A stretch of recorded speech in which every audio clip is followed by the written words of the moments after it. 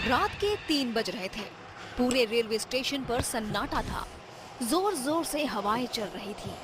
तभी railway station पर एक ट्रेन आकर रुकती है, जिसमें कई सारे पैसेंजर अंदर बैठे होते हैं, लेकिन कोई भी आदमी उस ट्रेन से बाहर नहीं उतरता।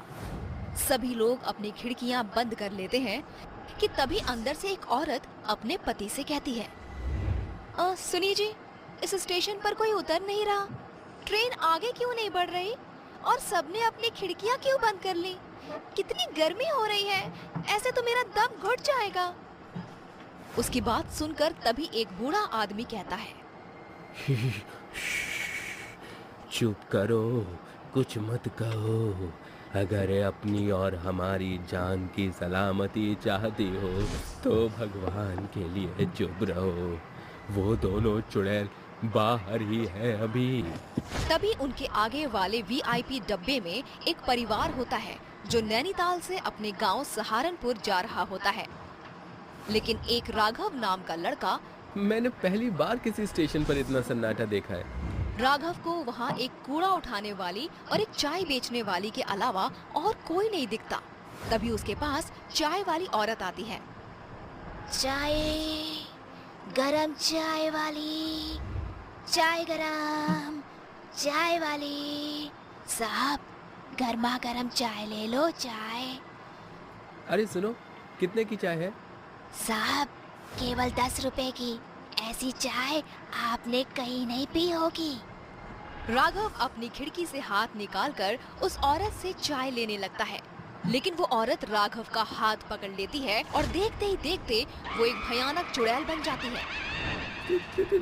चुड़ैल, भगवान, ये चुड़ैल कहाँ से आ गई? बचाओ, अरे मुझे कोई बचाओ। चुड़ैल राघव का हाथ काट देती है, जिसके बाद कूड़ा उठाने वाली चुड़ैल उसकी मुंडी काटकर अपने बोरे में डाल लेती है। नहीं छोड़ूंगी, किसी को भी नहीं छोड़ूंगी, सबके सब मरेंगे। राघव के चिल्लाने की आवाज सुनकर डब्बे के सभी लोग जाग जाते हैं और ट्रेन के सभी पैसेंजर बहुत डर जाते हैं। और ट्रेन के चलने के बाद वो बूढ़ा आदमी उस औरत को बताता है, ये कुछ महीने पहले की बात है। संबलपुर गांव से 2 बहनें रीता और सीता शहर जा रही होती हैं। वो दोनों ट्रेन में बैठ जाती हैं, जिसके बाद ट्रेन चलने लगती है। तभी रीता सीता से कहती है, बहन, अगर चाचा ने हमें अपने घर में नहीं रखा तो हम इतने बड़े शहर में क्या करेंगे? देख बहन, हमें कुछ तो करना ही होगा, क्योंकि अब हमारे साथ हमारे माता पिता नहीं हैं जो हमारी देखभाल कर लेंगे। हमें खुद ही अपना ख्याल रखना होगा। उस स्टेशन पर एक कूड़ा उठाने वाला था और एक चाय बेचने वाला। ट्रेन के सभी पैसेंजर सो गए थे कि तभी सीता रीता से कहती है, बहन, बहुत जोरों की भूख लगी है, चलो चाय पीकर आते हैं। वो दोनों बहनें सुनसान स्टेशन पर ट्रेन से उतर जाती हैं, जिसके बाद सीता चाय लेने जाती है। वहीं रीता को प्यास लगती है, इसीलिए वो पानी पीने के लिए कूड़ा बीनने वाले से पूछती है, भाई साहब, मुझे बहुत जोरों से प्यास लगी है, क्या यहाँ पानी मिल जाएगा?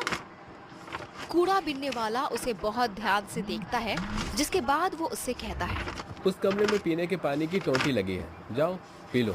रीता पानी पीने के लिए उस कमरे की तरफ जाने लगती है कि तभी वो कूड़ा बीनने वाला उसके पीछे पीछे आता है और कमरे का दरवाजा लगा देता है। अरे भाई साहब, ये तुम क्या कर रहे हो? दरवाजा खोलो, मुझे बाहर जाने दो। ऐसे कैसे जाने दूं? पहले वो काम तो कर दूं जिसके मुझे पैसे मिले। क्या चाहते हो तुम? साफ साफ बोलो। रीता बहुत डर जाती है।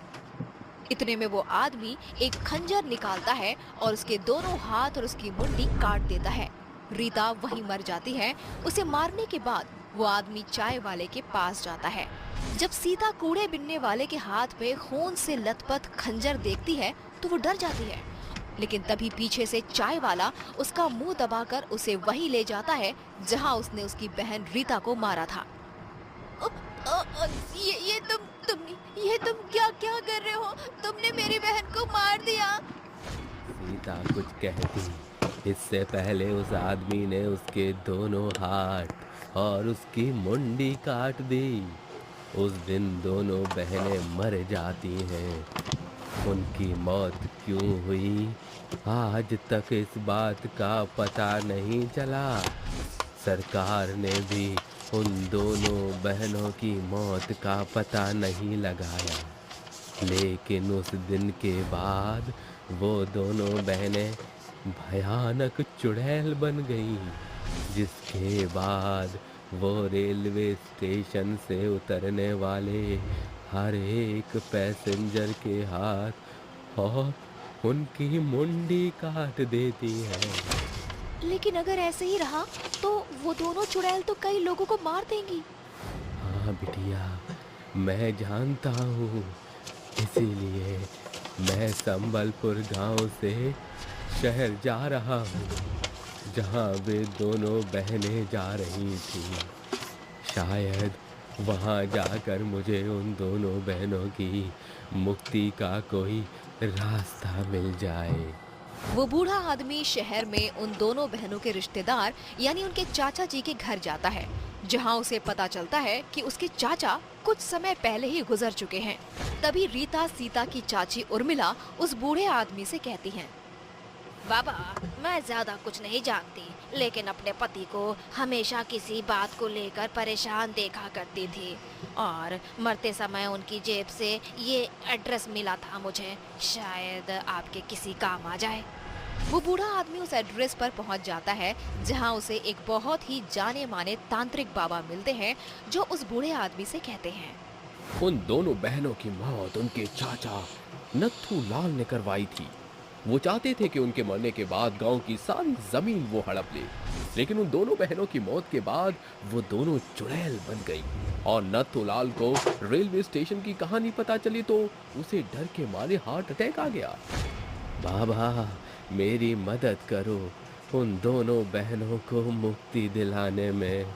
उन्हें मुक्ति नहीं मिली तो वो ऐसे ही सबको मारती रहेंगी।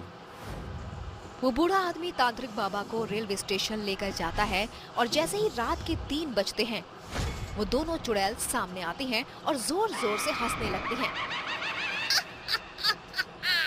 चले जाओ यहाँ से, ये रेलवे स्टेशन मेरा है, मैं सबको मार दूंगी। हम तो तुम्हें केवल यहाँ तुम्हारी मौत का कारण बताने आए थे। क्या? हमारी मौत का कारण? तांत्रिक उन दोनों को उनकी मौत का कारण बताता है, जिसे सुनकर वो दोनों रोने लगती हैं।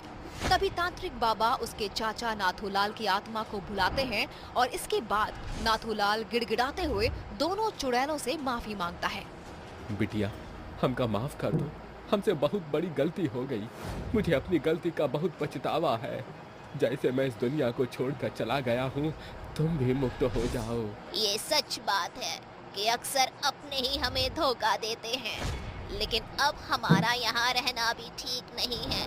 हम दोनों मुक्ति चाहते हैं। तभी तांत्रिक बाबा उन दोनों के ऊपर पवित्र जल छिड़क देता है, जिससे वो दोनों चुड़ैलें जलने लगती हैं और उन्हें मुक्ति मिल जाती है।